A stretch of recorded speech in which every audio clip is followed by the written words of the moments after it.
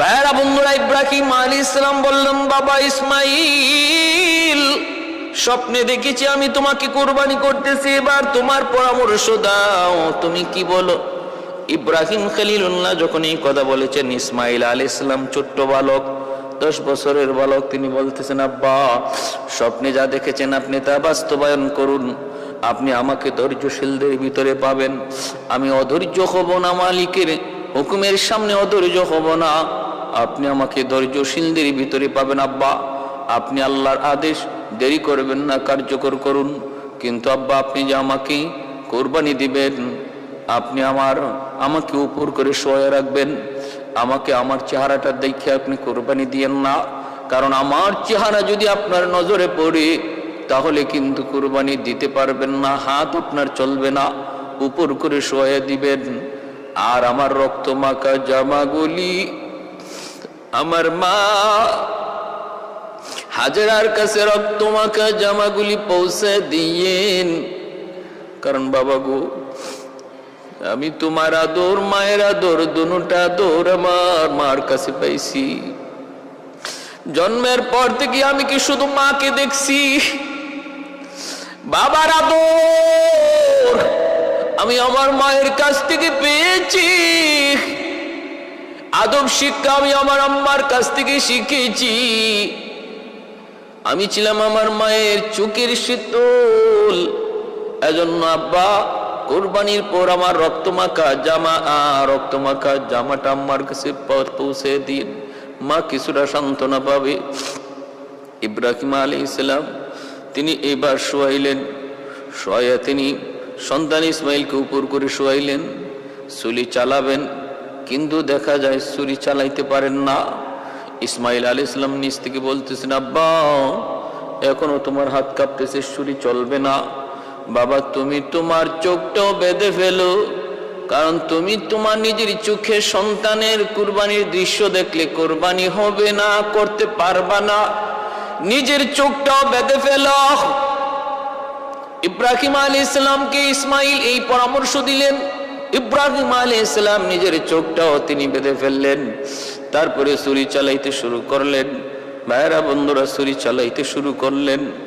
আল্লাহ পাক রব্বুল আলামিন উপর থেকে দেখতেছেন, আল্লাহ পাক ফেরেশতারা দেখতেছেন আর বলতেছেন, মালিক তুমি এই কি প্রেমের খেলা শুরু করেছো, তুমি আজকের কি খেলা শুরু করেছো, এই তোমার কুদরতের কেমন খেলা? ও আল্লাহ, আমাদের আর কোনো প্রশ্ন নাই, ইব্রাহিম কেমন করে তোমার বন্ধু হলো, আমাদের আর কোনো প্রশ্ন নাই, তুমি কুদরতি খেলা বন্ধ করো। আল্লাহ তুমি বন্ধ করো। রব্বুল আলামিন বলতেছেন, একটু দেখ না কই যায়, কোথায় পর্যন্ত যায় পৌঁছে আমার ইব্রাহিম ইসমাইল।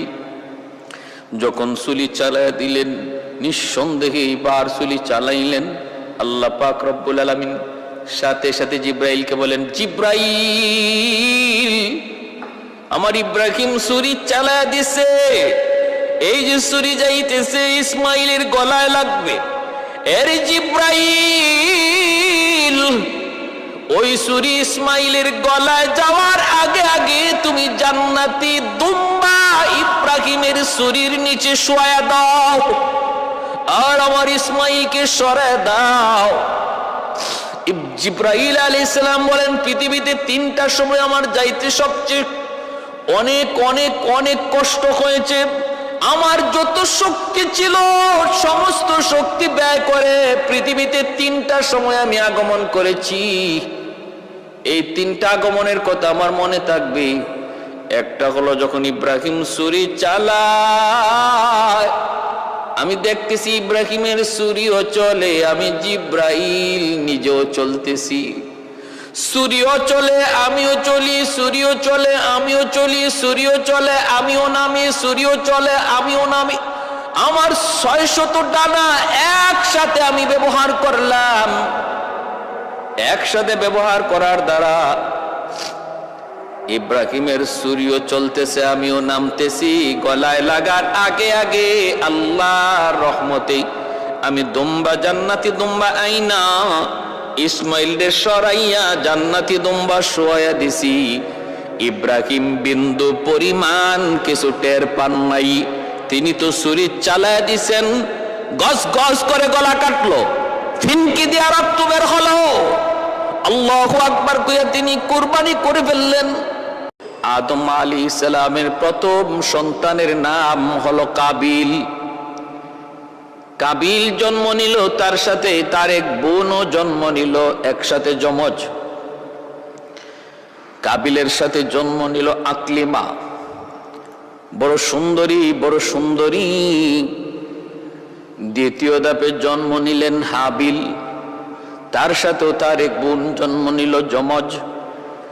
কিন্তু বোনটা এত সুন্দরী নয়, এত সুন্দরী নয়। এবার বলুন, বিবাহের আল্লাহর দেওয়া রীতি, আল্লাহর দেওয়া সিস্টেমটা কেমন? আল্লাহর দেওয়া সিস্টেম, আল্লাহর দেওয়া নিয়ম হলো কাবিলে বিয়ে করবে হাবিলের সাথে যেই মেয়ে জন্ম নিয়েছে তারে, আর হাবিল বিয়ে করবে কাবিলের সাথে জন্ম নিয়েছে যেই মেয়ে আকলিমা তারে। এটা হলো আল্লাহ পাকের বিধান, আল্লাহ পাকের রীতি, আদম আলাইহিস সালামের শরীয়তের বিধিবিধান। কিন্তু কাবিল মেনে নিতে পারে না। তার সাথে জন্ম নেয়া বোন আকলিমা বড় সুন্দরী, কিন্তু হাবিলের সাথে জন্ম নেয়া বোন তেমন সুন্দর নয়, সুন্দর নয়। এজন্য কাবিল এই বিয়েটা মেনে নিতে পারে না। সে মনে মনে ভাবতেছে, আমার সাথে জন্ম নিল আমার যে বোন, এই বোন এত সুন্দরী, তারে আমি পাইব না, পাইব হাবিলে। আর হাবিলের সাথে যেই মেয়ে জন্ম নিয়েছে, যেই বোন, সেই বোন তো এত সুন্দর নয়, তারে পাইব আমি না, আমি এটা মানব না। বরং আমার সাথে আমার যে বোন জন্ম নিয়েছে, এই বোন দিয়ে আমি বিয়ে করব। নাউজুবিল্লাহ। এটা আল্লাহ পাকের বিধানের বিপরীত। তার চিন্তা চেতনা ফিকির ভ্রান্ত হয়ে গেছে। নফসের লোভ, নফসের খায়সাতকে প্রাধান্য দিয়া দিছে শরীয়তের বিধিবিধানের উপর। নিজের চিন্তা ধারণা, নিজের চেতনা, নিজের লোভ লালসারে প্রাধান্য দিয়ে দিছে। সরাসরি সে অস্বীকার করলো। হযরত আদম আলাইহিস সালামের সামনে সে অস্বীকার করলো, কয় না, আমি আমার সাথে যে বোন জন্ম নিয়েছে আকলিমা তারে বিয়ে করব, আমি হাবিলের সাথে জন্ম নেওয়া বোনকে বিয়ে করব না, কারণ সে সুন্দরী নয়। এমন ভাবে যখন শরীয়তের বিধানকে অমান্য করতে লাগলো, আদম আলাইহিস সালামের সামনে সে কথা বলতে লাগলো, তখন আল্লাহ পাক সিদ্ধান্ত জানায় দিলেন, আদম তুমি ওদেরকে জানায় দাও, দুজনকে কোরবানি দিতে বলো, আর যার কোরবানি কবুল হবে, যার কোরবানি কবুল হবে তার মতটাই সঠিক। যার কোরবানি কবুল হবে সেই আকলিমারে বিয়ে করবে, বলো কোরবানি দেওয়ার জন্য। তখনকার সময় কোরবানি কবুল হওয়ার সিস্টেম ছিল, আকাশ থেকে আগুন নেমে আইসা যার কোরবানির বস্তুটা ছিল সেটাকে খেয়ে ফেলতো।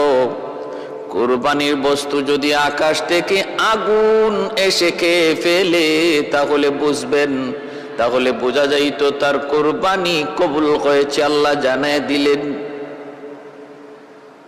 এইভাবে কোরবানি কবুল হওয়া বুঝার আলামত, বুঝার সিস্টেম আল্লাহর পয়গম্বর আদম সফিউল্লাহ তখন হাবিল কাবিলকে ডাক দিয়ে বলেন, তোমরা দুইজনে কোরবানি দাও, যার কোরবানি কবুল হবে তার মতটাই আল্লাহর কাছে গ্রহণযোগ্য হবে, তার পক্ষেই রায় হবে। কোরবানি যার কবুল হবে তার পক্ষেই রায় হবে। কিভাবে কোরবানি কবুল হবে আল্লাহ জানাইছেন, আকাশ থেকে আগুন এসে কোরবানির বস্তু খেয়ে ফেলবে। দুইজনে কোরবানি দেওয়ার সিদ্ধান্ত দিল। হাবিল দম্বা রাখালি করতেন, তিনি একটা দম্বা নিয়ে আসলেন, আর কাবিল ক্ষেত খামারি চাষ করত, সে কিছু কৃষি দ্রব্য নিয়ে আসলো। আমার জানা বলা উদ্দেশ্য, যেই যে কোরবানির রসুম রেওয়াজ সিস্টেম, এটা আমরা শুরু করছি শুধু তা না, এর ইতিহাস অনেক অনেক অতীতে পৃথিবীর শুরু লগ্ন থেকেই কোরবানির ইতিহাস চলে আসছে। অতএব কোরবানি নিয়ে এত জ্বালাপোড়া করার কোনো প্রয়োজন নাই, এত প্রশ্ন তোলারও কোনো সুযোগ নেই।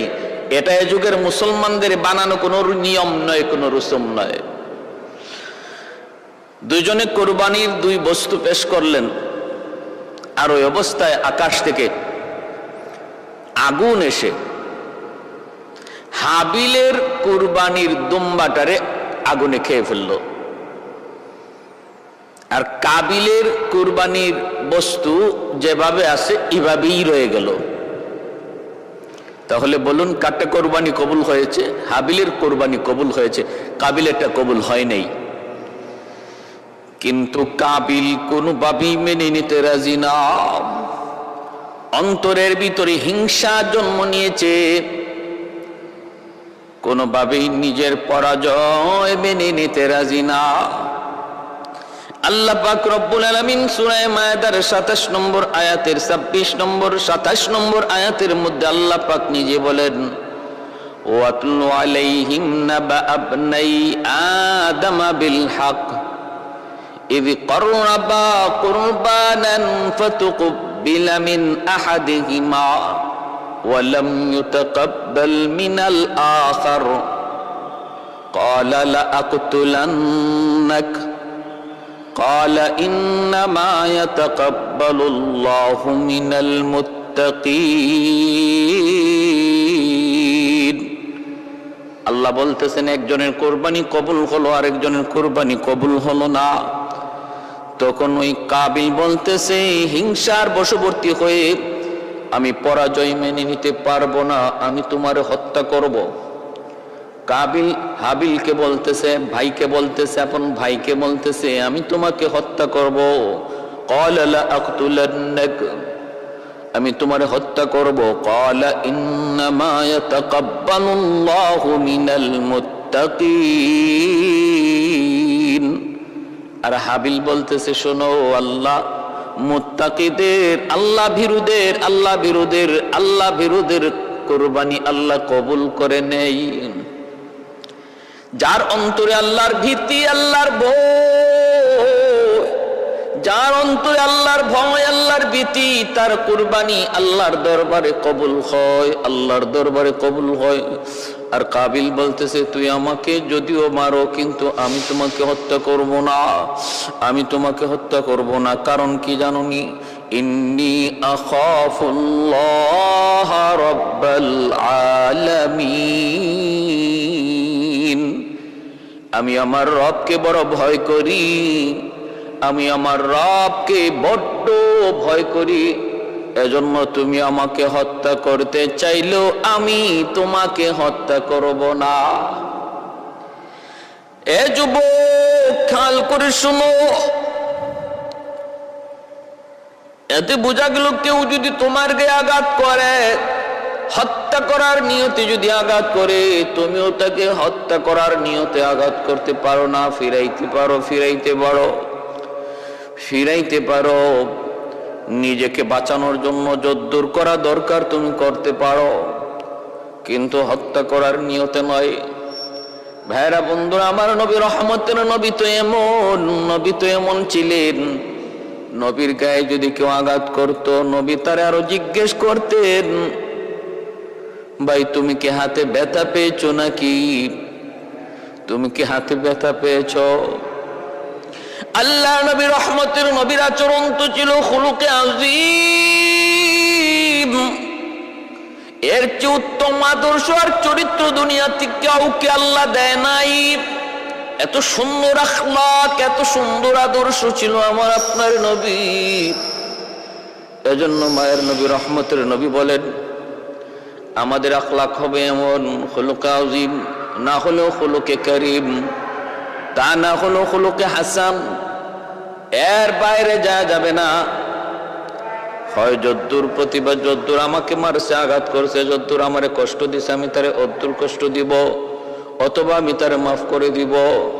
শুধু মাফ করেই দিব তা না, খুলুকে আযীমের অধিকারী যদি হতে হয়, মাফ করার পর তার ভালো, তার কোনো উপকার করার জন্য চেষ্টা করব, তার উপকার করার জন্য চেষ্টা করব। এজন্য হাবিল বলতেছেন, আরে ভাই আমি তোরে মারবো না, তুই আমারে যতই মারোস, আমারে যদি হত্যা করুস, আমি তোরে হত্যা করবো না, কারণ আমি আল্লাহকে ভয় করি, আমি আমার আল্লাহকে ভয় করি। কাবিল অন্তরে হিংসা নেওয়ার পর এক পর্যায়ে হাবিলকে হত্যাই করে ফেলল। কারণ শয়তান যেমন আদম আলাইহিস সালাম এবং মা হাওয়া আলাইহিস সালামকে জান্নাত থেকে দুনিয়ায় পাঠায় দেয়, সে নিজেও কিন্তু দুনিয়ায় আসে, লানতের তখ্ত নিয়ে দুনিয়ায় আসে। আর আল্লাহ পাক রব্বুল আলামিনের কাছে কিছু পাওয়ার আর শক্তি নিয়ে আসে। মালিক, যেই মানুষের কারণে আজকে আমি লানতের তখ্ত পইরা জাহান্নামী হলাম, এই মানুষ কেমন করে জান্নাতে যায় আমিও একটা দেখব। আমাকে তুমি কিছু বিশেষ শক্তি দাও। বিশেষ শক্তি, 1 নম্বর হায়াত দিবা কিয়ামত পর্যন্ত, হায়াত আমার কিয়ামত পর্যন্ত। 2 নম্বর মানুষের রগ রেশার ভিতরে ঢুইকা যেন ওয়াসওয়াসা কুমন্ত্রণা দিতে পারি, সেই শক্তি আর ক্ষমতা তুমি আমাকে দাও।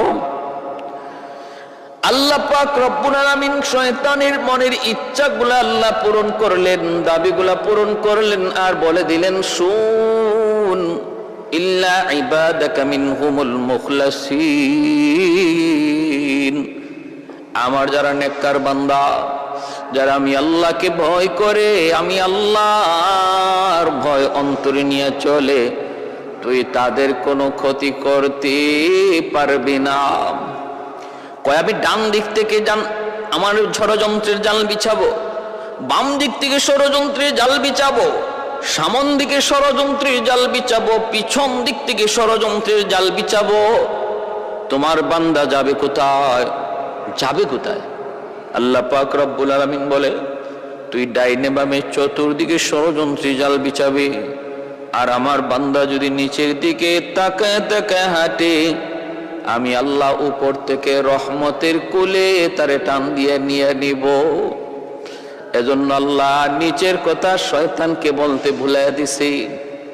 হাকিমুল উম্মত থানভী আলাইহির রাহমা বলেন, চলার পথে, হাঁটার পথে ডাইনে বামে তাকানোর প্রয়োজন নাই, খুব দূরেও তাকানোর প্রয়োজন নাই, পিছনেও না, কারণ সর্বদিকে শয়তান ষড়যন্ত্রের জাল বিছানোর কথা বলেছে, কিন্তু আল্লাহ তার রহমতে নিচের কথা ভুলাইয়া রাখছেন। এজন্য কোনো মানুষ যখন রাস্তা হাঁটতে যায় নিচের দিকে তাকায় হাঁটে, আল্লাহ ওই মানুষটাকে তার রহমতের কুলে উপর থেকে টেনে নিয়ে যান। প্রতিটা নজরে নজরে যেখানে ছিল শয়তানের তীর, বিষাক্ত তীর, এর থেকে আল্লাহ তার হেফাজত করলেন। মা মিন মুসলিমিন ইয়ানজুরু ইলা মাহাসিনি ইমরাতিন আউওয়ালা মাররা সুম্মা ইয়াগুদ্দু বাসরা ইল্লা আহদাসাল্লাহু লাহু ইবাদাতান ইয়াজিদু হালাওয়াতাহা। মায়ের নবী বলেন, কোনো একজন সুন্দরী বেগানা নারীর দিকে কোনো যুবক নজর পড়া মাত্রই যদি নজরটা সরায় নেয়, আর কোনো নজর না দেয়, আল্লাহর ভয়ে, কার ভয়ে? আল্লাহর ভয়ে, আল্লাহ পাক রব্বুল আলামিন তখন তার ইমানের মধ্যে নূর পয়দা করেন, ইমানের মধ্যে নূর পয়দা করেন, হালাওয়াতে ইমান তারে দান করেন। এজন্য ভাইরা বন্ধুরা, একটু মনোযোগ দিয়ে খেয়াল করে শুনুন। হযরত আদম আলাইহিস সালাম ওনার সন্তান কাবিল হাবিলকে হত্যা করে ফেলবো, খুন করে ফেললো, এবং এটাই হলো পৃথিবীর ইতিহাসে সর্বপ্রথম খুন, সর্বপ্রথম হত্যা। পৃথিবীতে হত্যা চালু করার, হত্যার বিধান, হত্যার সিস্টেমটাও চালু করলো কাবিল। পৃথিবীতে খুনের সিস্টেমটাও চালু হলো কাবিলের দ্বারা।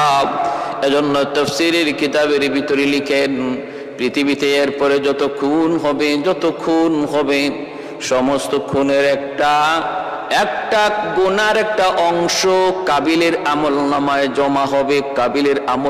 জমা হবে।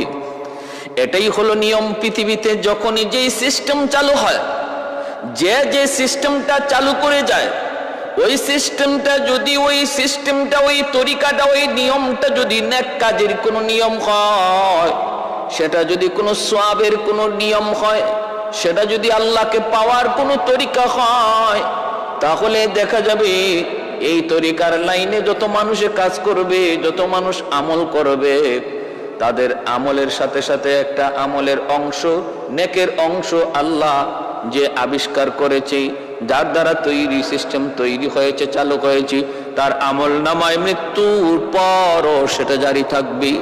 একজন মানুষ যদি একটা ধর্মীয় বই লিখে যায়, এই বইটা দুনিয়াতে যতদিন থাকবে, যত মানুষ এই ধর্মীয় বইটা পড়বে এবং আমলকে সুন্দর করার চেষ্টা করবে, তার বই পড়ার কারণে যেহেতু তার আমলের আগ্রহ বেড়েছে আর আমল করেছে, লেখককে আল্লাহ পাক রব্বুল আলামিন ওই আমলকারীর আমলের একটা অংশ আল্লাহ ওই লেখকের আমল নামায় দান করবে। আর যদি কোনো মানুষ কোন গুনার প্রথা চালু করে যায়, আল্লাহ বিদ্বেষী, আল্লাহর দুশ্মনীমূলক কোনো কাজ দুনিয়ায় চালু করে যায়, যার দ্বারা মানুষ আল্লাহ থেকে দূরে সরে, এমন কোন সিস্টেম, এমন কোন রসুম, এমন কোন তরিকা বের করে যায়, এমন কোন পথ দেখায় যায় যার দ্বারা মানুষ আল্লাহ থেকে দূরে সরে যায়, তাহলে এই পাপের দ্বারা যত মানুষ পাপিষ্ট হবে, তাদের পাপের একটা অংশ ওই যে আবিষ্কার করেছে কবরে শুয়ে শুয়ে তার আমল নামায় পাপ জমা হবে। পাপ জমা হবে। পৃথিবীতে সর্বপ্রথম খুন খুন খুন মানুষ হত্যার রসুম রেওয়াজ, মানুষ হত্যার সিস্টেম আবিষ্কার তৈরি হয়েছে কাবিলের দ্বারা। এজন্য এখন পর্যন্ত কিয়ামত পর্যন্ত যত খুন হবে, এই খুনের একটা গুনার অংশ কাবিলের আমল নামায় জমা হয়। আমার ভাইয়েরা, বন্ধুরা, এজন্য আল্লাহ পাক রব্বুল আলামিন বলতেছেন, সে তো হত্যা করে ফেললো। فطوعت له نفسه قتل أخيه فقتله فأصبح من الخاسرين। আবার কইরা হত্যা কইরা নিজে অনুতপ্ত হইতেছে। فبعث الله غرابا يبحث في الأرض ليريه كيف يواري سوءة أخيه। হত্যা করার পর ভাইয়ের লাশ, হাবিলের লাশ কাবিলে কি করবে, এই লাশটা কি করবে নিয়ে পড়লো বিপাকে এবং নিজে অনুতপ্ত হতে লাগলো, বিপাকে পড়ে গেল। এখন কি করব, কেমনে কি করব? ফাবাসাল্লাহু গুরাবান, আল্লাহ পাক রব্বুল আলামিন তখন একটা কাক, কালো কাককে আল্লাহ পাঠাইলেন। এই কাকের দ্বারা তার লাশ দাফন করার সিস্টেম আল্লাহ তারে শিখাইলেন। আল্লাহ দেখাইতেছেন একটা মৃত কাককে, একটা কাক মাটি খুইরা মৃত কাকটাকে সে গর্তের ভিতরে রাখতেছে। ইয়াবহাসু ফিল আরদি লিয়ুরিয়াকু কাইফা ইউয়ারি সাওআতা আখিহি ক্বালা ইয়া ওয়াইলাতা আজাজতু আন আকুনা মিসলা হাযাল গুরাব ফাউয়ারিয়া সাওআতা আখিহি ফাআসবাহা মিনান নাদিমিন। আফসোস করে আর কয়, হায় রে, আমি কাকের মতো তো বুদ্ধি রাখি না। কাক তখন তারে দাফন করার শিখাইল এবং পৃথিবীতে সর্বপ্রথম মৃত মানুষ দাফন করার তরিকাও আল্লাহ ওই হাবিল কাবিলের এই ভাইয়ের মৃত্যুর দাফনটাকে দাফন করার দ্বারা এই দাফনের সিস্টেমটা আল্লাহ চালু করে দেখাইলেন। ভাইয়েরা আমার, এজন্য বলতেছি, হত্যা করা আজকে আমাদের সমাজেও যত সামান্য কিছু বিষয়, সামান্য স্বার্থের কারণে মানুষকে হত্যা করে ফেলে, ভাই ভাইকে হত্যা করে ফেলে। এই যে হত্যাটা করলো কাবিল হাবিলকে, বড় কোনো স্বার্থ ছিল না, বিশাল কোনো স্বার্থ এর সাথে জড়িত নয়। সামান্য একটা মনের লোভ, খায়সাত, এই খায়সাতকে প্রাধান্য দিতে যায়। আমাদের সমাজেও এমন সম্পদের লোভে পড়া, ক্ষমতার লোভে পড়া, পদের লোভে পড়ে, চেয়ার পাওয়ার লোভে পড়ে আজ মানুষকে প্রকাশ্যে খুন করছে, ভাই ভাইরে খুন করছে। অথচ এই খুন কত বড় জঘন্যতম অপরাধ। আল্লাহ বলেন, ওমান ইয়াকতুল মুমিনা মুতাআম্মিদান ফাজাযাউহু জাহান্নাম খালিদান ফিহা ওয়া গাদিবাল্লাহু ওয়া লা'নাহু ওয়া আ'আদ্দা লাহু আযাবান আযীমা। আল্লাহ পাক রব্বুল আলামিন বলেছেন, কেউ যদি কোনো মুমিনকে হত্যা করে তাহলে তার ঠিকানা ডাইরেক্ট জাহান্নাম, ডাইরেক্ট জাহান্নাম। খুনি কখনো আল্লাহর আদালতে মাপ পাবে না, কখনো মাপ পাবে না। শুধু ডাইরেক্ট জাহান্নাম না, আল্লাহ বলেন খালিদান ফিহা। তোমরা মনে করেছো খুনি জাহান্নামে যাওয়ার পর সে আবার কিছুদিন জাহান্নামে শাস্তি বুক কইরা সুদ ঘুষখোরের মতো একসময় বেরিয়ে আসবে? হ্যাঁ, না, খালিদান ফিহা, চিরকাল জাহান্নামে থাকবে। এটা আল্লাহর কাছে এত নাপছন্দ। জীবন দিলাম আমি আল্লাহ, এই জীবন নেওয়ার অধিকার শুধু আমি আল্লাহর। তুমি আমার অধিকারে কেন হাত দিয়েছো? আমার অধিকারে কেন হাত দিয়েছো? আল্লাহ এটা বরদাস্ত করতে পারেন না, আল্লাহ বরদাস্ত করতে পারেন না। প্যারে হাজিরিন, এজন্যই মানব হত্যা জগৎকে হত্যা করার শামিল। আল্লাহ নবী বলেন, একজন মানুষকে হত্যা করা হলে মনে করবা গোটা মানব জাতি হত্যা হয়ে গেছে। কান্নামা কাতালান নাফসা জামিয়া। এজন্য খুনের মতো জঘন্য অপরাধ থেকে বেঁচে থাকবো। খুনের মতো জঘন্যতম অপরাধ, এই অপরাধের কোনো রেহাই নাই, আল্লাহর কাছে এর কোনো নাজাত নাই। এই যে কোরবানির রসুমটা, এই রসুমটা এসেছে হযরত ইব্রাহিম আলাইহিস সালাম পর্যন্ত। আমাদের জাতির পিতা হযরত ইব্রাহিম আলাইহিস সালাম পর্যন্ত কোরবানির কবুল হওয়ার তরিকা ছিল আকাশ থেকে আগুন আইসা এই বস্তুটারে জ্বালায় দিত। এটাই ছিল কোরবানি করার তরিকা এবং কোরবানি কবুল হওয়ার নিয়ম। কিন্তু ইব্রাহিম আলাইহিস সালামের পর থেকে আল্লাহ কোরবানির সিস্টেম চালু রাখছেন, কিন্তু বাট তরিকা বদলায় দিছেন, তরিকা বদলায় দিছেন। কিভাবে? ইব্রাহিম খলিলুল্লাহ, তিনি হলেন আল্লাহর বন্ধু, উপাধি পাইলেন খলিল। খলিল শব্দের অর্থ হলো বন্ধু। ফেরেশতারা কয়, আল্লাহ আমরা মানুষ হইয়া তোমার বন্ধু হতে পারি না, আর আমরা ফেরেশতা হইয়া তোমার বন্ধু হতে পারলাম না, একটা মানুষ তোমার খলিল হয়ে গেল, বন্ধু হয়ে গেল, এটা কেমন করে? আমাদের বুঝে আসে না। আল্লাহ পাক রব্বুল আলামিন বলেন, বুঝে আসে না? আমার খলিল আমার কতটা প্রিয়, আমার খলিল আমার কতটা ভক্ত, আমার খলিল আমার কতটা পাগল, তোমাদের যদি বুঝে না আসে তাহলে একটু পরীক্ষা করো। একজন ফেরেশতা মানুষের পেশ ধরে ইব্রাহিম খলিলুল্লাহর কাছে আসলেন। ইব্রাহিম খলিল তিনি মরুভূমিতে ছাগল চড়াইতেছেন। ছাগল ফেরেশতা মানুষের বেশ ধরে পাশ দিয়া যান, আর তিনি আল্লাহর নামের জিকির করেন, সুবহানা যিল মুলকি ওয়াল মালাকুত যাল ইজ্জতি ওয়াল আজমতি ওয়াল কিবরিয়াই ওয়াল জাবারুত। এই জিকিরের আওয়াজটা শোনা মাত্রই ইব্রাহিম খলিলের অন্তরের মধ্যে আজকের আগুন জ্বলে উঠল, কারণ তিনি তো ওই নামের পাগল। এই নামটা কে যেন নিতেছে, যেই নামের পাগল ইব্রাহিম, ওই নাম কে যেন নিয়ে যাচ্ছে, কে যেন এই নামটা জপতেছে। ইব্রাহিম খলিল লোকটার পিছনে পিছনে যায় দৌড় দিলেন। কে গো ভাই, তুমি কে? কি তোমার পরিচয়? এত সুন্দর করে আমার মালিকের নাম তুমি নিচ্ছ, কি তোমার পরিচয়? বলে, আমার পরিচয় জানা দরকার নাই, আমার সময় কম, কি চাই আপনি বলেন। ইব্রাহিম খলিল বলেন, আবার আমার ওই মালিকের নাম তুমি যদি বলো, আমি এই যে তোমারে কদম জড়ায় ধরলাম, আরেকটা বার তুমি আমাকে আমার মাশুকের নাম তুমি শোনাও।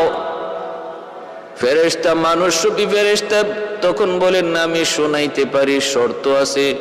কয়, কি শর্ত? শর্ত হলো তোমার ওই ছাগলের পালের অর্ধেক ছাগল আমাকে দিয়ে দিতে হবে, তাহলে আমি একবার আরেকবার এই নাম তোমারে শোনাইতে পারি।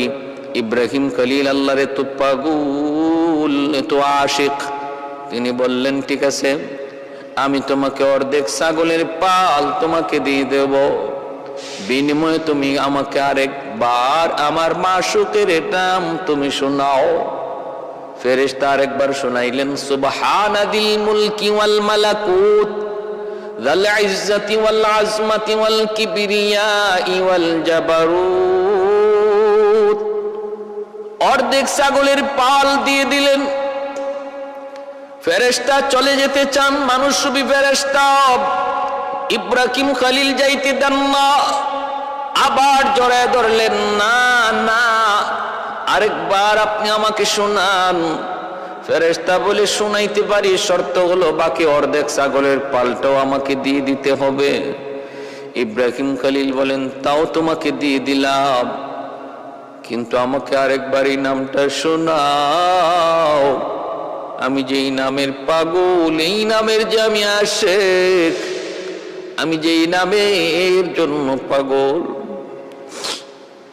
ভাইরে, আল্লাহ নামের উপরে কি পরিমাণ দেওয়ানা, আল্লাহর আশিক, আল্লাহর নামের উপর কি পরিমাণ দেওয়ানা,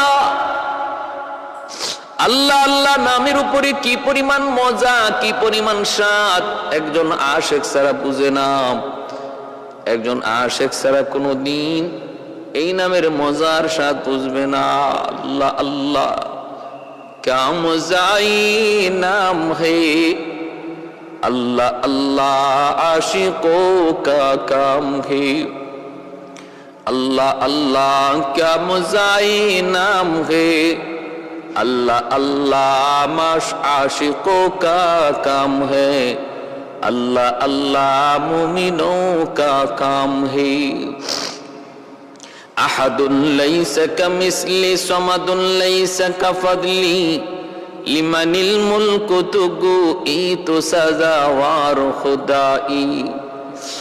আল্লাহর পয়গম্বর বলে, আমি অর্ধেক ছাগল বাকি অর্ধেকটাও দিয়া দিব, বিনিময়ে আরেকবার আমার মাশউকের নাম তুমি শোনাও। ফেরেশতা আবার তার নাম শুনাইলেন, বাকি অর্ধেক ছাগলের পাল তিনি দিয়ে দিলেন।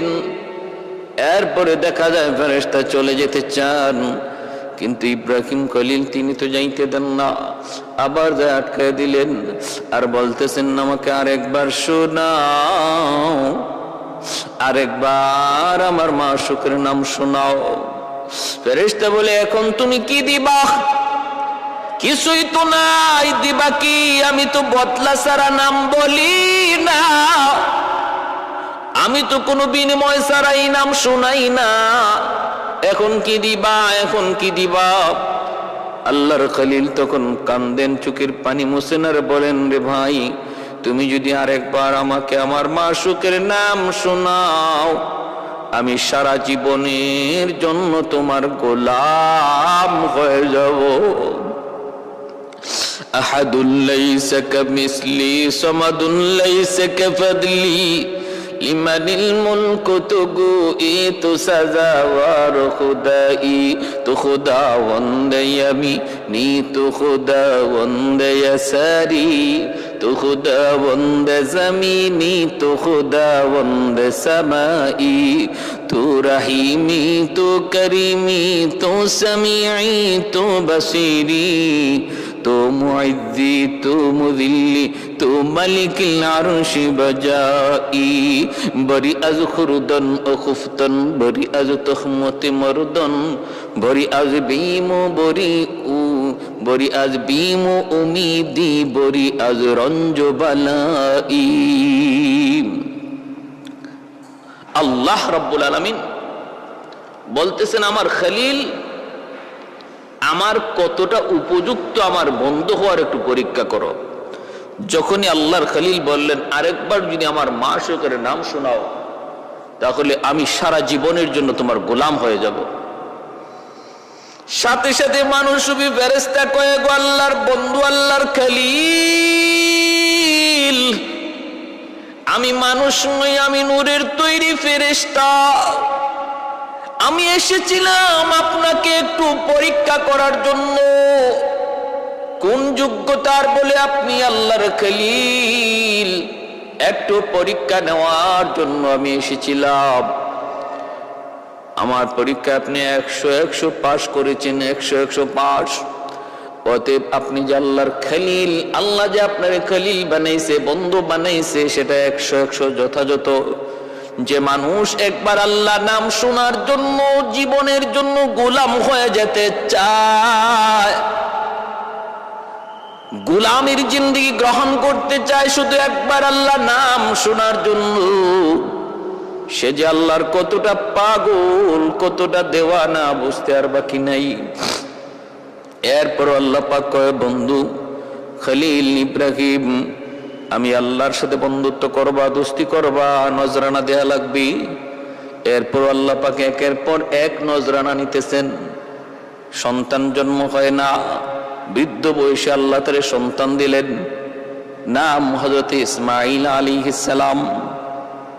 ভাইরা বন্ধুরা, সন্তান জন্মের পরপরই আল্লাহ পাক রব্বুল আলামিন কয়, ইব্রাহিম সন্তান ইসমাইলের মায়া বেশি না আমি আল্লাহর মায়া তোমার কাছে বেশি? মোহাব্বত ইসমাইলের বেশি না আমি আল্লাহর বেশি? কয় আল্লাহ তোমার। কয় প্রমাণ চাই, প্রমাণ। কয় মালিক তুমি কি প্রমাণ চাও? আল্লাহ বলে বনবাস দিয়ে দাও। যে সন্তান এত কান্নাকাটি কইরা আমি আল্লাহর কাছ থেকে তুমি পাইছো, যদি সন্তানের চেয়ে মহব্বত আমি আল্লাহর বেশি হয় তাহলে নজরানা চাই, দলিল চাই, প্রমাণ। খলিল বলে মালিক কেমনে? কয় সন্তান আর মাকে বনবাস দাও। এ ভাই, সেই ফিলিস্তিন থেকে মক্কার জমিন, ওই মক্কার জমিন পর্যন্ত চলে আসলেন। এখন যেখানে আল্লাহর ঘর বাইতুল্লাহ, আল্লাহর ঘর খানায়ে কাবা, এই জায়গায় আসলেন। জিব্রাইলে আমিন সাথে ছিলেন, জিব্রাইলে আমিন সাথে ছিলেন। এখানে আসার পর জিব্রাইল বলতেছে, ওগো আল্লাহর পয়গম্বর, এই সেই জায়গা যেখানে আপনি আপনার সন্তান আর আপনার বিবি হাজেরাকে এখানে রেখে যাবেন, এই সেই জায়গা। আল্লাহর খলিল দুধের শিশু ইসমাইল আর মাকে ওই মক্কার প্রান্তরে বাইতুল্লাহ না বাইতুল্লাহর ওই জায়গায় সাফা মারওয়া পাহাড়ের কাছেই তিনি এখানে সন্তানকে রাখলেন। সন্তানকে আর সন্তানের মাকে রেখে আল্লাহর খলিল তিনি চলে যাইতেছেন। ওই অবস্থায় মা হাজেরা তিনি ডাক দিয়ে বলতেছেন, স্বামী গো, ও স্বামী, কিছু পানি আর কিছু খেজুর তুমি দিয়ে গেলা, কয়েকদিনের ভিতরেই খেজুরটাও শেষ হয়ে যাবে, পানিটাও শেষ হয়ে যাবে, কিন্তু আমাদেরকে কোথায় রেখে যাইতেছো? কেন রেখে যাইতেছ? কই চলে যাইতেছ? কতদিনের জন্য রেখে যাচ্ছ? কিছুই তো বলো নাই। অপরাধ কি গোস্বামী? আমি স্ত্রী যদি তোমার সাথে কোনো অন্যায় করে থাকি, আমার শাস্তি দেও, শাস্তি দেও, মাথা পেতে নেব। কিন্তু আমার দুধের বাচ্চাটার কি অপরাধ? আমার দুধের শিশুটার তো কোনো অপরাধ নাই। শাস্তি যদি পেতে হয় আমি পাবো, আমার সন্তান কেনই শাস্তি ভোগ করবে? ইব্রাহিম খলিল চোখের পানিটা মুছেন, কথা বলেন না। বারবার শুধু মা হাজেরা তখন বলতেছেন, স্বামী গো একটু বলো, কথা বলো, কথা বলো, কেন তুমি এখানে এই মরুভূমিতে রেখে যাইতেছ? ঘর নাই, বাড়ি নাই, পানির কোনো ব্যবস্থা নাই, গাছপালা বলতে কিছুই নাই, এই জায়গার মধ্যেই কেন রেখে যাইতেছ একটু বলো। আল্লাহর খলিল তখন চোখের পানি মুছে আর আসমানের দিকে আঙ্গুল ইশারা করে দেখায়, আসমানের দিকে ইশারা করে বুঝায় দেয়, ওগো বিবি, আমার ইচ্ছায় তোমাকে রেখে যাই নাই, এখানে তোমাকে আর তোমার সন্তানকে, আমার সন্তানকে রেখে যাওয়া আমার মালিকের ইশারায়। মা হাজেরা তখন বলতেছেন, যদি আমার আল্লাহর ইশারায় হয় তাহলে আমার কোনো আপত্তি নেই, কারণ আমার আল্লাহই আমার উত্তম হেফাজতকারী। কেমন ধৈর্যশীল আল্লাহর উপর, কেমন আস্থা আল্লাহর উপর, কেমন ভরসা। আল্লাহ বলে, ওয়া মান ইয়াতাওয়াক্কাল আলাল্লাহ ফাহুয়া হাসবুহ। কেউ যদি আমি আল্লাহর উপর 100 ভরসা করে, আমি আল্লাহ তার জন্য যথেষ্ট, আমি আল্লাহ তার জন্য যথেষ্ট হয়ে যাই। তিনি যখন বুঝলেন আল্লাহর ইশারায়, মা হাজেরা বলেন, তাহলে কোনো টেনশন নাই, আপনি নির্ভয়ে যান, আমার মালিক আমার উত্তম হেফাজতকারী। সুবহানাল্লাহ। ভাইরা বন্ধুরা, তিনি চলে গেলেন। এইদিকে তিনি চলে গেলেন, সংসার করেন বিবি সায়রার সাথে, সারার সাথে সংসার করেন। এরপরে এইদিকে হযরত ইসমাইল আস্তে আস্তে একটু বড় হলেন, পানির ব্যবস্থা হলো। বলে কেমনে হলো সেদিকে বিস্তারিত ঘটনা বলবো না।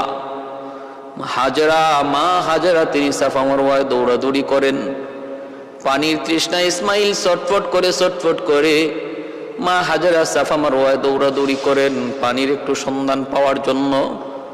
একজন মা যখন নিজের চোখে দেখে সন্তান পানির তৃষ্ণায় ছটফট করতেছে, মারা যাবে, ওই অবস্থায় মায়ের দিলের হালত দুনিয়ার কেউ বুঝবে না, বুঝবে শুধু ওই মা। এজন্য মা হাজেরা তিনি ওই সন্তানে পিপাসিত ওই চোখ, পিপাসিত ওই ঠোঁট তিনি তো দেখতেছেন। এক ফোঁটা পানির জন্য সাফা মারওয়ায় দৌড়ান, উঁচু জায়গায় উঠেন, নিচা জায়গায় নামেন, কোথাও কোনো পানির ব্যবস্থা আছে কিনা একটু দেখার জন্য ভাইরা বন্ধুরা। কিন্তু না, এরকম পাগল পারা হয়ে 7 বার তিনি দৌড়াইলেন আল্লাহ পাকের কাছে। এই দৌড়টা এত ভালো লাগলো।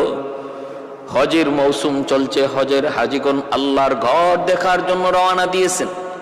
এ ভাই, এই হজের পুরা আমলগুলি, রুকুনগুলি আমাদের দুইজন পিতার স্মৃতি এর মধ্যে বেশি জড়িত। একজন আদি পিতা আদম, আরেকজন হলো জাতির পিতা ইব্রাহিম আলাইহিস সালাম। এই দুইজনের স্মৃতি হজের সমস্ত কাজের মধ্যে সবচেয়ে বেশি জড়িত। এই স্মৃতিগুলাই চারণ করা হয়। মা হাজেরা আলাইহিস সালামের এই দৌড় আল্লাহর কাছে এত পছন্দ লাগছে। সমস্ত হাজিদের জন্য আল্লাহ সাফা মারওয়ার 7টা দৌড়কে আল্লাহ ওয়াজিব করে দিছে, যে এটা আদায় না করলেও একজন মানুষের হজ কামেল হবে না, পরিপূর্ণ হবে না। সুবহানাল্লাহ। তারপরে হযরত হাজেরা আলাইহিস সালাম তিনি দেখতেছেন পানির সন্ধান না পেয়ে ইসমাইল আলাইহিস সালামের কাছে আসলেন। এসে দেখেন পায়ের গোড়ালির আঘাতে এই পাথর ফেটে জমজম পানির উৎপত্তি, জমজম পানি ফোয়ারা তৈরি হয়েছে। মা হাজেরা সাথে সাথে এই পানির চতুর্দিকে পাথর দিয়ে একটু বাঁধ দিয়ে আটকাইলেন, নতুবা এই পানি যদি ওই সময় তিনি না আটকাইতেন তাম পৃথিবী এই জমজমের পানিতে ভরপুর হয়ে যেত, সব ডুবে যেত। আজও সেই দিন থেকে জমজম পানির ফোয়ারা তৈরি হয়েছে, আজও আছে, কিয়ামত পর্যন্ত এই পানি থাকবে। কতবার সেচন করা হয়েছে কিন্তু পানি আর কমে না, নিচ থেকে যেভাবে উঠতেছে এইভাবেই আল্লাহর কুদরতে পানি উঠতেছে। কত অমুসলিমরা কত পরীক্ষা করেছে জমজম, বিজ্ঞানীরা, ইহুদিরা, খ্রিস্টানরা জমজমের পানি কত পরীক্ষা করেছে। এই পানির মধ্যে একটা গুণ হলো পানির তৃষ্ণা নিবারণ হয়, আর একটা গুণ হলো পেটের ক্ষুধা, এই ক্ষুধাও নিবারণ হয়। শুধু পানির তৃষ্ণা নিবারণ হয় না, ক্ষুধাও নিবারণ হয়।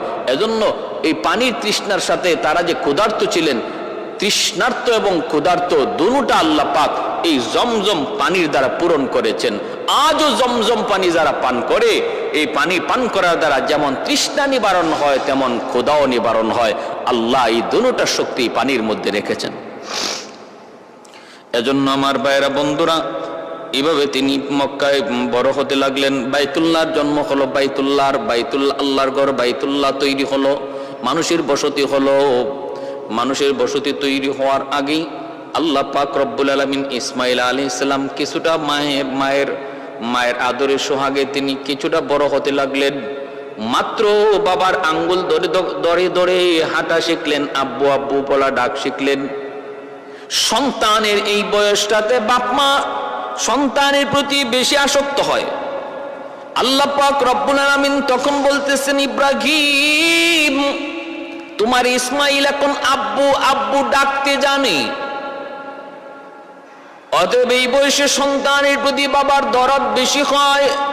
আমি আল্লাহ দেখতে চাই এই দরদটা তোমার অন্তরে বেশি নাকি আমি আল্লাহর দরদ। স্বপ্ন যুগে আল্লাহ দেখাইতেছেন, ইব্রাহিম কোরবানি করো। ইব্রাহিম আলাইহিস সালাম স্বপ্ন যুগে দেখেন কোরবানি করার নির্দেশ, ঘুম থেকে উঠা 200টা উট কোরবানি করলেন। আবার স্বপ্নে দেখেন ইব্রাহিম কোরবানি করো, আবারও তিনি 200টা উট কোরবানি করলেন। আবার দেখেন কোরবানি করো। ও ইব্রাহিম, তোমার কাছে সবচেয়ে প্রিয় বস্তুটা কোরবানি করো।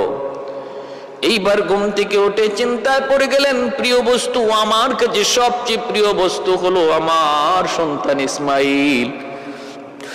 আল্লাহ তো আমার কাছে আবারও পরীক্ষা চায়, বন্ধুত্বের পরীক্ষা চায়। সন্তান কোরবানি। সারার সাথে পরামর্শ করলেন। বিবি সারা বলেন, আপনি আল্লাহর হুকুম কার্যকর করুন। রওনা দিয়ে দিলেন মক্কায়। সেই তিনি বিবি হাজেরাকে বলতেছেন, বিবি গো, ও বিবি, আমার সন্তান ইসমাইলকে তুমি একটু সাজায় গোজায় দাও। এক জায়গায় বেড়াইতে যাব, মেহমানদারি করতে যাব। হাজেরা তিনি সাজায় গুজায়া বাবার সাথে দিয়ে দিলেন। মা হাজেরা তিনিও খুব খুশি, আমার সন্তানকে আমার স্বামী এত আদর করতেছেন, এত মায়া ভরে ডাইকে তিনি কোথাও নিয়ে যাবেন মেহমানদারিতে, বেড়াইতে। মা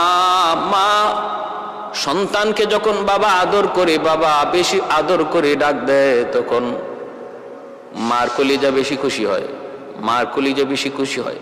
বাবা যখন সন্তানকে বেশি আদর করে, তখন মার কলিজা বেশি খুশি হয়।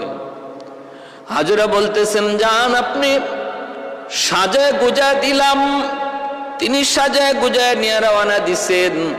এইদিকে শয়তান মা হাজেরার কাছে এসে বলতেছে, হাজেরা, সন্তান ইসমাইলকে তুমি নিজে একা লালন পালন করছো, সন্তানকে মানুষ করেছো তুমি, যত কষ্ট যত যন্ত্রণা সব তুমি নিজে সহ্য করেছো। আজকে তোমার ওই কলিজার টুকরা সন্তানটারে তুমি তোমার স্বামীর সাথে দিয়া দিছো কোথায়? কয় বেড়াইতে। কয় না, বেড়াইতে নেই গো হাজেরা, তোমার সন্তান ইসমাইলকে ইব্রাহিম নিয়ে গেছে জবাই করার জন্য, জবাই কোরবানি করার জন্য। হাজেরা বলতেছে, কস কি তুই? বাবা কোনোদিন সন্তানকে জবাই করবে? কয় হ, করবে। হাজেরা বলেন, অসম্ভব, আমি বিশ্বাস করি না। শয়তান বলে, করবে। কয় না, বিশ্বাস করি না এমনি। শয়তানে কয়, আল্লাহর হুকুমে।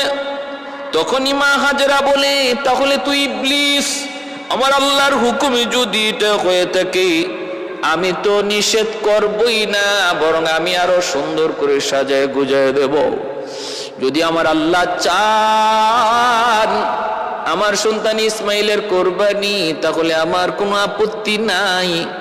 আর তুই যাই আমারে বাধা দিচ্ছ, নিঃসন্দেহে তুই হলে ইবলিস। মা হাজেরার কাছে শয়তান পারে নাই, দৌড়ে গেল ইসমাইলের কাছে। যায় বলতেছে, ইসমাইল কই যাস? কয় আব্বার সাথে যাই বেড়াইতে। কয় না, বেড়াইতে না, তোর বাবা তোর জবাই করতে নিতেছে। কয় কেমন করে এটা সম্ভব? কয় না, আল্লাহর হুকুমে। তখন কয়, আল্লাহর হুকুমে যদি হয় তাহলে আপত্তি কিসের? শয়তান এই কথা যখন বাবা ওয়াসওয়াসা দেয়, ইসমাইল আলাইহিস সালাম বাবা ইব্রাহিমকে বলে দিলেন, আব্বা কে যেন আমারে কি কইতেছে? কয় আপনি বুঝে আমারে জবাই করতে নিতেছেন। ইব্রাহিম আলাইহিস সালাম বুঝে ফেলছেন এটা শয়তানের কারসাজি। তিনি বলেন, বাবা 7টা পাথর দিয়ে ওরে ঢিল মার, ও হলো ইবলিস। ইসমাইল আলাইহিস সালাম 7টা পাথর দিয়ে ঢিল মারলেন, শয়তান আগুনে পুড়ে গেল, চলে গেল। সেই ঢিল মারার স্মৃতি আল্লাহ পাক এখনো জামারাতে আল্লাহ পাক কিয়ামত পর্যন্ত সেই স্মৃতি আল্লাহ ধরে রাখছে। হাজীদেরকে আল্লাহ বইলা দিছে, হাজীরা হজ করতে যাবা, আমার ইসমাইল যেইভাবে ইবলিসরে ঢিল মেরেছিল 7 বার, তোমরাও যদি 7 বার ইবলিসরে ঢিল না মারো, হজ আমি আল্লাহর কাছে কবুল হবে না। আমি আল্লাহর কাছে বড় পছন্দ লাগছি। যেই মুহূর্তটাতে সে ঘাবড়ে যাওয়ার কথা, ভয় পেয়ে যাওয়ার কথা, শয়তানের কথায় বাবার সাথে এ বিষয় নিয়ে আলোচনা করার কথা, দৌড় দেওয়ার কথা, কিন্তু না, বরং শয়তানকে আরো ঢিল মারলো।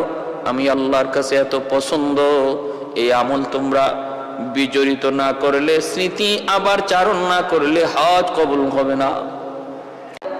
এরপরে তিনি তো নিশ্চিত আমার ইসমাইল কুরবানি হয়ে গেছে, কোরবানি হয়ে গেছে, রক্ত পড়ার দৃশ্য, গলা কাটার মতো, গলা কাটার আওয়াজ তিনি শুনতে পাইলেন। এবার আল্লাহর শুকরিয়া আদায় করে তিনি যখন চোখটা খুললেন, কইলা যখন নিচের দিকে তাকাইলেন, তাকায়া দেখেন আল্লাহু আকবার, আল্লাহু আকবার, নিচে তো ইসমাইল নাই, নিচে কোরবানি হয়ে গেছে একটা জান্নাতি দুম্বা, আর পাশে শুয়ে আছে ইসমাইল। তিনি বিশ্বাস করতে পারতেছেন না, চোখটা আবার কসলাইতেছেন, চোখটা আবার এরকম ভাবে কি করলেন, একটু মনে করলেন চোখটা মনে ঝাপসা। তারপরে আবার তাকে দেখেন ঘটনা সত্য, নিচে হলো একটা দুম্বা, পাশে দাঁড়ায় আছে ইসমাইল। হযরত ইসমাইল আলাইহিস সালাম দৌড় দিয়া বাবাকে জড়ায় ধরে তিনি আল্লাহর শুকরিয়া আদায় করে কাঁদতেছেন। আর ওই অবস্থায় জিবরাইল আমিন বলতেছে, নবী গো, আপনার কোরবানি আল্লাহ দরবারে কবুল হয়ে গেছে। উদ্দেশ্য তো কোরবানি ছিল না, উদ্দেশ্য ছিল আপনার দিলের হালত জানা। আল্লাহ পাক এই জায়গায় জান্নাতি দুম্বা কোরবানি দিয়ে আপনার কোরবানি আল্লাহ কবুল করে নিছে, যেন ইসমাইলে কোরবানি হয়েছে। আপনি যেমন ইসমাইলকেই কোরবানি দিয়েছেন, বিন্দু পরিমাণে এতে কোনো সন্দেহ নাই। বা সাথে সাথে বাপ বেটা দুজনে 2 রাকাত শুকরিয়ার নামাজ পড়লেন। এজন্যই আমরা ঈদুল আজহার দিন 2 রাকাত শুকরিয়াতান ঈদুল আজহার নামাজ পড়ি। এটা হলো শুকরিয়াতান আল্লাহ পাক রব্বুল আলামিন জিলহজ মাসের 10 তারিখ এই ঈদুল আজহার অনেক দাম, অনেক ফজিলত। 10 তারিখ হলো কুরবানি, 9 তারিখ হলো আরাফা। 9 তারিখ কি? আরাফা। আল্লাহু আকবার। এই জিলহজ মাসের 1 তারিখ থেকে নিয়ে 10 তারিখ পর্যন্ত আল্লাহর কাছে খুব দামি এই 10টা দিন। ওয়াল ফজরি ওয়া লায়ালিন আশ ওয়াশ শাফঈ ওয়াল ওয়াতর ওয়াল ফজরি ওয়া লায়ালিন আশ। ওই যে 10টা রাতের কসম আল্লাহ সূরা ফজরে খেলেন, মুফাসসিরিন কেরাম বলছেন এই 10টা রাত হলো এই জিলহজ মাসের এই 10 দিনের 10 রাত। কেউ যদি এই 10 রাতে ইবাদত করে সে সবে কদরের সমান সওয়াব পাবে।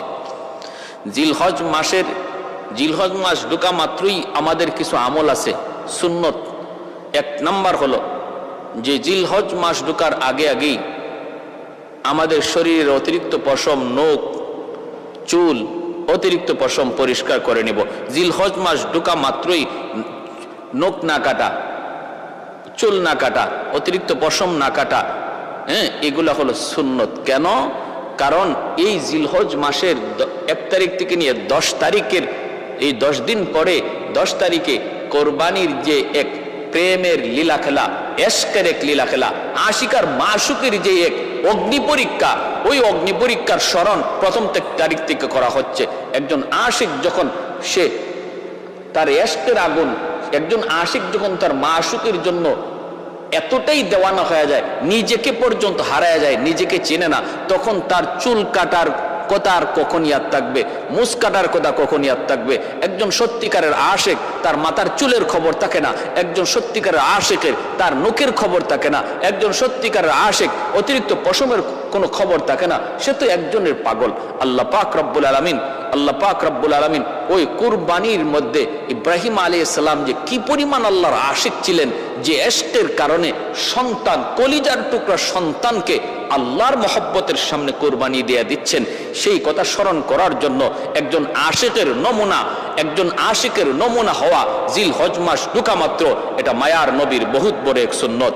এজন্য জিলহজ মাস ঢোকা মাত্রই নখ কাটা, চুল কাটা, অতিরিক্ত পশম কাটা থেকে বিরত থাকা, এটা নবীর এক সুন্নত। আর 9 তারিখে রোজা রাখা, 9 তারিখে কেউ যদি রোজা রাখে, অর্থাৎ আরাফার দিন, এই তো আর কয়েকদিন, আগামীকাল থেকে জিলহজ মাস ঢুকতেছে, 9 তারিখে যদি কেউ আমরা রোজা রাখি, তাহলে আল্লাহর নবী রহমতের নবী বলেন তার 1 বছরের পিছনের গুনাহ মাফ, সামনের 1 বছরের গুনাহ আল্লাহ তার মাফ করে দেন। সুবহানাল্লাহ। প্যারে হাজিরিন, আল্লাহ পাক আমাদের সবাইকে এই আমলগুলা করার তৌফিক দান করুন। আর কোরবানির মধ্যে যে নিয়ত, ইব্রাহিম আলাইহিস সালাম যে নিয়তে, আল্লাহকে খুশি করার নিয়তে যেমন কোরবানি করেছিলেন, এমন নিয়ত নিয়ে আমি আপনিও যদি আজকে কোরবানি করি, তাহলে এই কোরবানি আল্লাহর কাছে কবুল হবে। আর যদি আমার আপনার গোশত খাওয়ার নিয়ত থাকে, আমার আপনার যদি টাকার মধ্যে ভেজাল টাকা থাকে, হারাম থাকে, তাহলে কোরবানি কবুল হবে না। কোরবানি কবুল হওয়ার জন্য শর্ত হলো 2টা। এক হলো পয়সাটা হতে হবে হালাল, একদম নির্ভেজাল, আরেক হলো নিয়তটা হতে হবে সহি, শুধু আল্লাহকে খুশি করা। কারণ ইব্রাহিম আলাইহিস সালাম তিনি আল্লাহকে খুশি করার নিয়ত তার কি পরিমাণ ছিল, আল্লাহর প্রেম আর ভালোবাসা কি পরিমাণ ছিল। কারণ ইনি নিশ্চিত তার সন্তানকে তিনি জবাই করেছেন, নিশ্চিত সন্তানকে জবাই করেছেন। একজন বাবা তার সন্তানকে জবাই করতে পারে আল্লাহর মহব্বতে, তাহলে বুঝেন এই মহব্বতটা কতটা নির্ভেজাল, কতটা খাঁটি ছিল।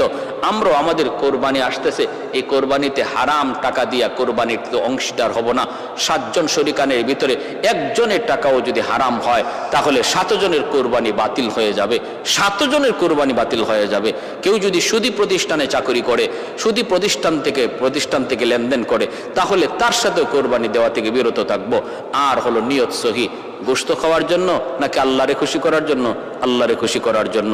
এই কোরবানির রসুমটা, এই কোরবানির গোশত এখন আমরা নিজেরা খাইতে পারি। ইব্রাহিম আলাইহিস সালামের এই তো জমানার পর থেকে কোরবানির তরিকাটা এরকম ভাবে তৈরি হয়েছে, আমাদের জন্য সহজ হয়েছে। এখন আমরা পশু কোরবানি করি, আবার নিজেরা গোশতও খাই। কিন্তু এর আগ পর্যন্ত কোরবানি ছিল, কিন্তু তরিকা এমন ছিল না। আকাশ থেকে আগুন আইসা কোরবানির বস্তুটারে খেয়ে ফেলতো, নিজেরা খাওয়ার কোনো সুযোগ ছিল না। আল্লাহ আমাদেরকে এই কথা বুঝার এবং এই কোরবানি আল্লাহকে রাজি খুশি করার নিয়ত করার তৌফিক আল্লাহ দান করুন।